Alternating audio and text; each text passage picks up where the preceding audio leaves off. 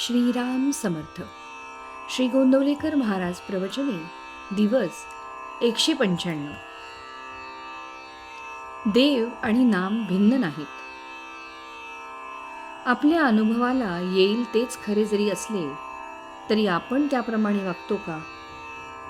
पुष्कळ गोष्टी वाईट आहे असे आपल्या अनुभवाला येते, परंतु ते करण्याचे आपण टाळतो का? हाच तर आपल्यातला दोष आहे. थोर पुरुषांचे मात्र तसे नसते. त्यांना जे अनुभवाला आले ते त्यांनी आचरणात आणून दाखवले आणि म्हणूनच ते संत पदवीला गेले.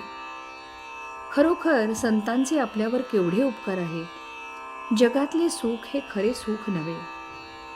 दुःखानेच सुखाचा घेतलेला केवळ वेश आहे तो, असे जेव्हा त्यांच्या अनुभवास आले तेव्हा त्यांनी त्या सुखाकडे पाठ फिरवली आणि खऱ्या सुखाच्या शोधाला ते लागले. परमेश्वर प्राप्तीतच खरे सुख आहे असे त्यांना आढळून आले. त्या प्राप्तीचा अगदी सोपा मार्ग म्हणजे ईश्वराचे नाम. हेच वेदकाळापासून तो आत्तापर्यंत सर्व साधू संतांनी अनुभव घेऊन सांगितले आहे. सद्गुरूंकडून मिळालेले ईश्वराचे नाम प्रेमाने, भक्तीने आणि एकाग्रतेने घेतले तर परमेश्वर आपल्या जवळ येऊन उभा राहतो, असा सर्व संतांनी आपला अनुभव कंठरवाने सांगितलेला आहे. आपण तसे नाम घेतो का? नामाकरिता नाम आपण घेतो का?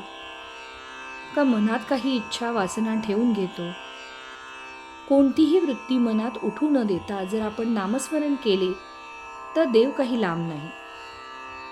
देव आणि नाम ही दोन्ही भिन्न नाहीतच. नाम म्हणजेच देव आणि देव म्हणजेच नाम. नाम एकदा मुखात आले म्हणजे देव हातात आलाच. मुले पतंग उडवतात.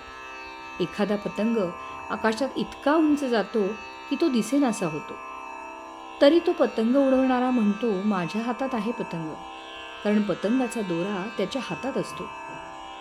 जोपर्यंत अखंड नामस्मरणाची दोरी आपल्या हातात आहे तोपर्यंत परमेश्वर आपल्या हातात आहे.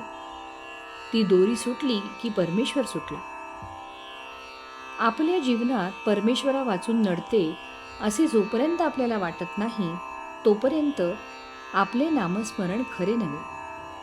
परमेश्वरच आपल्या जीवनाचा आधार, त्याशिवाय आपण जगूच शकत नाही. अशी वृत्ती बांधल्यावर होणारे नामस्मरण तेच खरे नामस्मरण. आपली स्थिती तर त्याच्या अगदी उलट. परमेश्वरा वाचून आपले कुठेच अडत नाही अशा वृत्तीने आपण नामस्मरण करतो. मग परमेश्वर तरी कसा येईल? परमेश्वराचे नाम हेच आपल्या जीवनाचे सर्वस्व समजून नाम घेतले तर जीवनाचे सार्थक झाल्या वाचून राहणार नाही. नामाने भगवंताची प्राप्ती होणारच ही खात्री असावी. अशा नामालाच निष्ठेचे नाम असे म्हणतात. तात्पर्य, भक्त, भगवंत व नाम ही तिन्ही एकरूपच आहेत. जेथे नाम आहे तेथे भक्त आहे व तेथेच भगवंत आहे. श्रीराम समर्थ.